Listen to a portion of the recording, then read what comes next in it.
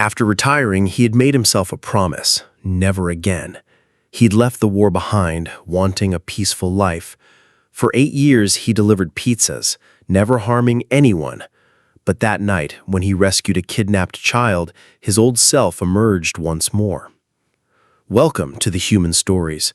Before we begin this powerful story, tell us in the comments which city you're watching from. And if you believe stories like this deserve to be told, hit that subscribe button to support the channel. Tom Miller's 2008 Honda Civic was a familiar sight on Portland's streets. With its Tony's Pizza sign on top, thermal bags in the back seat, and constantly ringing phone, he was one of the city's most ordinary delivery drivers.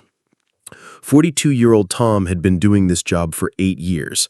Medium height, slightly overweight, balding, just an ordinary guy. Nobody would look at him twice. His neighbors knew him as the pizza guy, and kids only encountered him when taking pizza at the door. Actually, Tom loved this anonymity. Nobody asked who he was or wondered about his past. He preferred to keep it that way. Every evening, he'd deliver orders from Tony's Pizza, go home, and watch TV. On weekends, he'd go fishing, spending time alone. A quiet, peaceful, simple life. But sometimes, especially while driving in the silence of night, old memories would come to mind. Back then, he traveled to different places in different vehicles, and what he carried wasn't pizza. He'd immediately push these memories away, turn on the radio, and try to think about other things. Because Tom Miller had made himself a promise. That life was over. He wasn't that man anymore. Before police arrived, he had rescued the child and neutralized the kidnappers. But how had he done it? And why wasn't he even sweating? The answer lay in the things hidden in his car's glove compartment. That Friday evening started like any other. Tom had picked up 6 orders from Tony's Pizza and planned his route. First delivery was to a young couple in East Side. Second, to office workers downtown. The third order would take Tom to Riverside neighborhood on the edge of town. It wasn't exactly a safe area, but Tom had never had problems. He'd quietly do his job and leave. At 9:30 p.m., he reached the address in Riverside, 1247 Pine Street, an old, single-story house. Yard was unkempt, the lights were off. Tom got out of the car, took the pizza boxes, and walked to the door. When he knocked, no sound came from inside. He knocked again. Still silence. "Pizza delivery," he called out. That's when he heard a muffled sound from the next door, like someone crying. A child's voice. Tom stopped, listened. The sound had stopped. Maybe it was television, he thought. He knocked on the door again. "I'm here for the pizza." Still no answer. But this time, different sounds were coming from the house next door, like someone whispering. And that child's voice came again, louder this time. Something awakened inside Tom. That voice. It was a child's voice, full of fear. He slowly walked toward the next house, 1245 Pine Street. The house lights were off, but there was a faint light seeping through the curtains. He listened carefully. A low male voice was coming from inside. "Stay quiet, or else." Then the child sobbing. Tom's pulse quickened. This wasn't normal. He pulled out his cell phone, was about to call 911 when he looked at the house more closely. A black SUV was parked in the backyard. The license plate wasn't visible. Again, voices from inside. "You'll stay here until the money comes." I want my mommy." The child had been kidnapped. Tom's hand trembled. He hadn't encountered such a situation in 8 years. Every night he'd made calm deliveries and gone home. He could call 911. He could wait for police. That would be safe. But the fear in the child's voice from inside awakened old reflexes in Tom. There was no telling how much time that child had. Tom returned to his car. But not to get pizza. He opened the glove compartment. Inside were some items he hadn't touched in 8 years, things he kept there out of old habit. A small flashlight, tactical gloves, and at the very bottom, his old badge. Navy SEAL Team 6. Tom took the badge in his hand. He hadn't looked at it in 8 years, but now, for that child's voice, maybe one last time. He put on the gloves, put the flashlight in his pocket. Then he quietly moved toward the back of the house. His old training had kicked in, making no footsteps, moving in shadows. Skills he hadn't used in 8 years seemed never to have been forgotten. He reached the house's back window. He observed inside. There were 2 men in the living room. Both were armed. One was standing guard by the door. The other was talking to the child. The child was about 8-9 years old girl. She was tied to a chair, her eyes teary. Tom analyzed the situation. 2 armed men, 1 child. There might be more people in other rooms, but he needed to act quickly. 8 years ago, he had trained for such situations: hostage rescue, covert entry, rapid intervention. But back then he was a part of a team. Now he was alone, and he didn't want to be that man anymore. The child's voice came from inside. "Please, I want to go home." That moment, Tom's decision became clear. He approached the house's back door. The lock was simple, old type. He could open it in 30 seconds. He called 911 with his cell phone, but didn't speak. He left the line open. Location could be tracked by GPS. Then, he quietly opened the back door. That's when Tom Millard disappeared and his old identity took over. He quietly moved from the kitchen toward the living room. The first man was standing by the door, not seeing him. Tom approached him from behind. He used his old technique, suddenly covered his mouth, applied pressure to the neck artery with his other hand. The man passed out within 15 seconds. He took his weapon, set it aside. The second man continued talking to the child. He hadn't noticed Tom. Tom stood at the entrance to the living room. The man had his back turned to him. "Hands up," he said in a calm voice. The man, startled, turned around. He pointed the gun in his hand at Tom. "Who are you?" "Wrong question, Tom. The right question is, why are you doing this to this child?" "Get out of here, or else—" The man tried to pull the trigger, but Tom was faster. He reached him in 3 steps, knocked the gun from his hand, knocked the man to the ground. 2 minutes, 2 men, no need for excessive force. He ran to the child. "Hello, sweetheart. I'm Tom.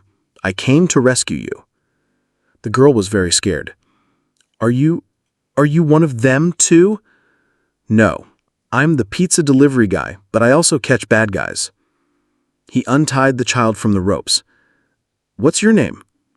"Emma. Emma Johnson." "Emma, I'm going to take you to your mom, but first, the police will come, we'll talk to them." That's when he heard police sirens from outside. The 911 call had worked. When police entered the house, Tom was trying to calm Emma. The 2 kidnappers were on the ground, unconscious but alive. "Hands up!" shouted the first officer. Tom raised his hands. "I'm the one who rescued her. The child is safe." Police Chief Robert Davis came to assess the situation. When he saw Tom, he was surprised. "Aren't you the pizza delivery guy?" "Yes, but I had to intervene in this situation." Davis examined the 2 men on the ground. "Did you neutralize these guys?" "Yes." "How?" Tom paused. He didn't want to answer this question. "I was lucky," he said. But Chief Davis was experienced. He recognized such lucky breaks. "Who are you really?" Tom looked at Emma. The girl had reunited with her mother and was happy. That was enough. "I'm just a pizza delivery guy," he said. But one of the paramedics, while examining the men on the ground, approached Tom.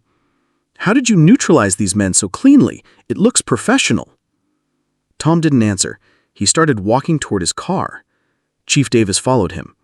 "Hey, wait, this case doesn't close that easily." Tom stopped, turned around. "The child is safe. That's enough." "Who are you?" Davis insisted. Tom pulled the badge from his car's glove compartment. He showed it to Davis for just a moment. Davis's eyes widened. "Navy SEAL?" Tom put the badge back. "Used to be." "Team 6? "Used to be." Davis exhaled. "How long did you serve?" 12 years. Then I retired and became a pizza delivery driver. I wanted a peaceful life. Davis nodded. What you did tonight, this wasn't routine. This was a professional operation. Tom got in the car. I just wanted to help. Tom, Davis said, leaning on the car window, this city owes you a debt of gratitude. No need. I'm just a guy who delivers pizza. Davis smiled. No, you're much more than that. Tom started the car. But nobody needs to know that. Understood, Davis said. But if you encounter such a situation again— I hope I don't, Tom said. I'm retired. And he drove away, disappearing into the night. The next day, a small news item appeared in the local paper. Kidnapped child rescued. Kidnappers arrested. Tom's name wasn't mentioned. That's how he wanted it.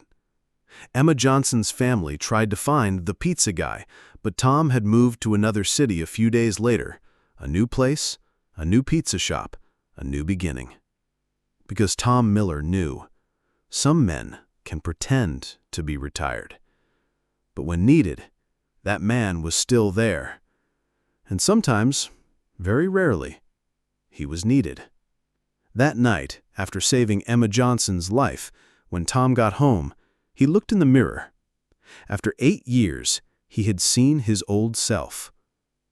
He put the badge back in the glove compartment, but this time he didn't completely forget it.